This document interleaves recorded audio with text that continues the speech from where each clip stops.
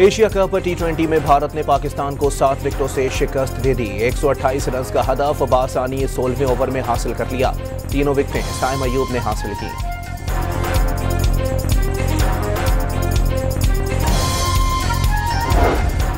भारत के खिलाफ भी पाकिस्तानी बैटर्स की नाकिस कारकर्दगी। 5 खिलाड़ी डबल फिगर में भी ना पहुंच सके।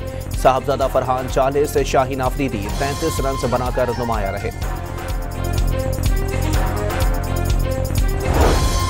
वज़ीर आज़म का सैलाब मुतासरा इलाकों में घरेलू बिजली सार्फिन के अगस्त के बिल माफ करने का ऐलान। जो बिल अदा कर चुके उनकी रकम अगले माह एडजस्ट होगी।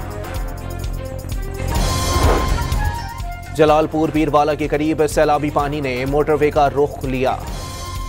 बावलनगर में भी हर तरफ तबाही। रहीम यार खान में बड़ा इलाका पानी में डूब गया। सिंध में गुड्डू बैराज पर ऊंचे दर्जे का सैलाब। कच्चे के इलाके में मुतादिद बस्तियां डूब गईं।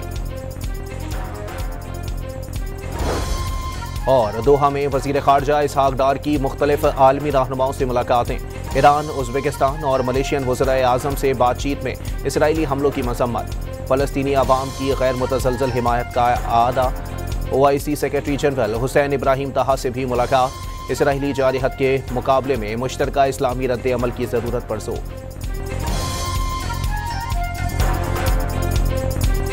एशिया कप टी20 में भारत ने पाकिस्तान को 7 विकेटों से शिकस्त दे दी। 128 रन का हदफ बासानी 16वें ओवर में हासिल कर लिया।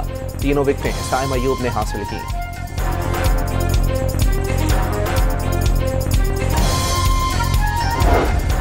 भारत के खिलाफ भी पाकिस्तानी बैटर्स की नाकिस कारकर्दगी। 5 खिलाड़ी डबल फिगर में भी ना पहुंच सके।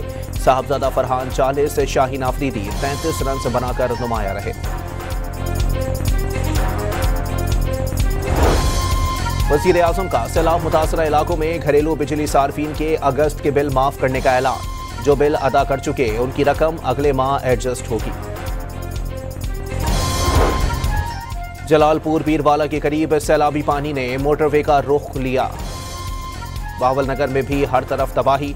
रहीम यार खान में बड़ा इलाका पानी में डूब गया। सिंध में गुड्डू बैराज पर ऊंचे दर्जे का सैलाब। कच्चे के इलाके में मुतादिद बस्तियां डूब गईं। और दोहा में वज़ीर खारजा इसहाक डार की मुख्तलिफ आलमी रहनुमाओं से मुलाकातें। ईरान, उज़्बेकिस्तान और मलेशियन वज़ीर आज़म से बातचीत में इसराइली हमलों की मजम्मत। फ़लस्तीनी अवाम की गैर मुतज़लज़ल हिमायत का आदा।